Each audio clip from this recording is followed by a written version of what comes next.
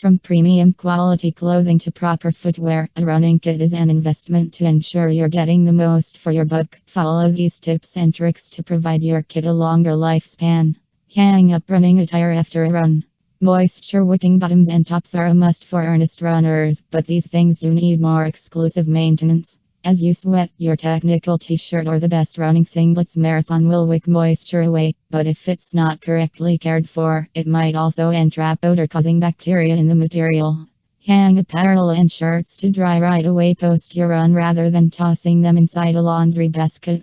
Keep away from heat and fabric softener in the wash. When you clean your technical socks, bottoms, and tops, keep away from high temperatures and fabric softener. Fabric softener can leave a scum that will compromise the wicking abilities of the attire, and heat is more likely to entrap odors in. Clean technical stuff in cold water, and think about using sports-specific detergent.